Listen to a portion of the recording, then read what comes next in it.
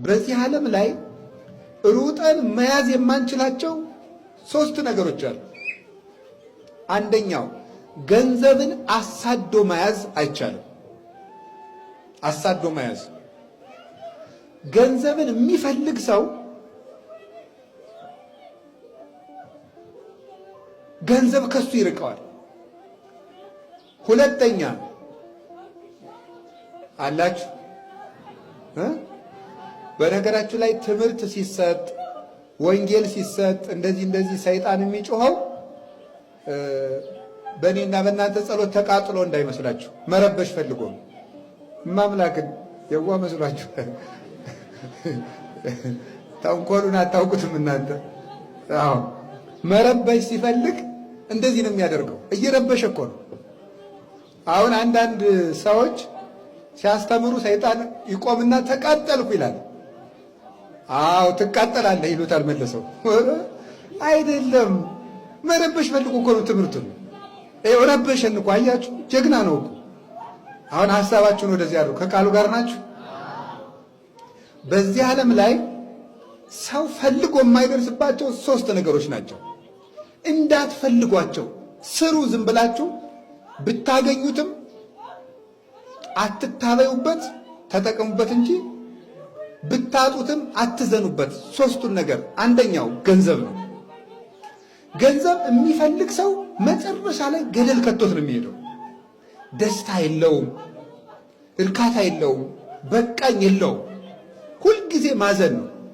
በነገራችን ላይ በምድር ላይ ትልቁ ሐዘንተኛ ሀብታም ነው ድሃ?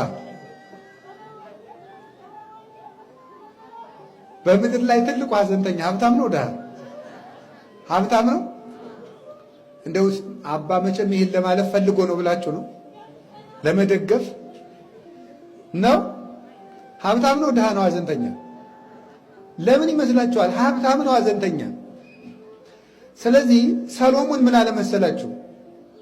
የድሃ እንቅልፉ ጤና ነው አለ። የድሃ ምንድን ነው እንቅልፉ? ምንድን ነው? እንዴት ነው? የባለጸጋሳ ጤነኛ እንቅልፍ የለውም። እንዴት? አንደኛ ይሄኛውን ሀብቴን እንዴት ላድርገው፣ ይሄኛውን እንዲህ ላድርገው፣ ለዚህኛው ካምፓኒ ማንን ኃላፊ አድርጌ ልሹመው፣ የሂሳብ ባለሙያ ማንን ልምረጥ፣ እንትኑን እንዴት ላድርገው። እንደገና ደግሞ እገሌ የሚባለው ነጋዴ ሰሞኑን የበለጠኝ ለምንድን ነው? ጥሩ ንግድ እየገባለት ነው፣ የእሱ ገበያ ደምቋል፣ ምን ይሻለኛል? ጭንቅ ሲቋጥር ሲፈታ ሌሊቱ ይነጋል። ሰሞኑን ደግሞ የመንግስት ግብር ጨመረ፣ እንዴት ነው ደግሞ ይጨነቃል። መከራው እናቴ ያዝናል። ዳሳ ባለሙያ አይመድብ፣ ማናጀር አይቀጥር፣ እንትኑን የት ልጣለው አይል፣ ኦዲት እደረጋለሁ አይል፣ ቫት ጨመረ አይል። ለሽና እናቴ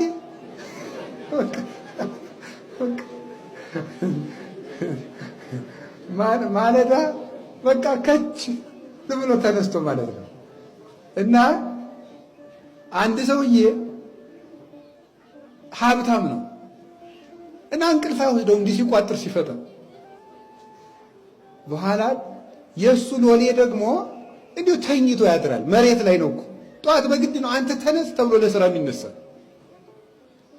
አሁን ድሮ ልጅ እያለን ታውቃላችሁ፣ እናንተ የከተማ ልጆች ናቸው። ገጠር እያለን ትኝት ብለን ከብት ስጠብቅ ትንሽ ልጅ ሆነን አንተ ነግቷል ተነስ፣ ጤዛ ነው አልነሳም ተነስ ተብሎ እንደምንነሳ ተነስ ተብሎ ይነሳል። ይኸውላችሁ ማለት ነው። እናቴ የዚያን ጊዜው ጭንቅላታችን የታደለው ሐሳብ የለበት ምን የለበት። እገሌ ምን አለኝ ይሆን እገሌ ትናንት ያቆረፈኝ የለ በቃ ምን እረኛ ምን አለበት ይነሳ እና ያ ሰውዬ 300 ብር ሰጠው ለዚያ ድሃ። ቆይ እኔ እንደ ልቤ ካልጋ ላይ ተኝቼ እንደ ልቤ ሳልተኛ እያደርኩ ይሄ ሎሌ የኔ እንዳረጎት በልቶ እንቅልፍ እንደ ልቡ የሚተኛ ለምንድን ነው ብሎ ብር ሰጠው። አንድ ቀን ሌሊት 50 ብሯን ላክስቴ የለም ይበዛል 25 ላርገው እንትን 10ን ለገሌ ሲል ወገግ ብሎ ነጋ። በመነጋው ምን አደረገ? ጌታው ብረውን እንኩና እንቅልፌን ይመልሱልኛል ነው ነገራቸው እኮ።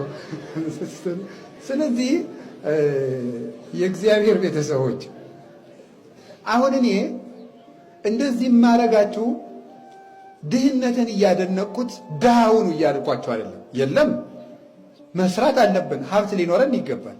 እውነት ሐሰት ንገሩኝ እንጂ ኦርቶዶክሳዊነት ማለት የድህነት ምልክት ማለት አይደለም። ቅዱስ ዮሐንስ አፈወርቅም ብሏል፣ ሀብትን አናወግዝም፣ በሀብት የሚመጣውን ትዕቢትና ስግብግብነት ግን እናወግዛለን ይላል። ትዕቢትና ስግብግብነትን ግን እናወግዛለን። ትዕቢት አለ።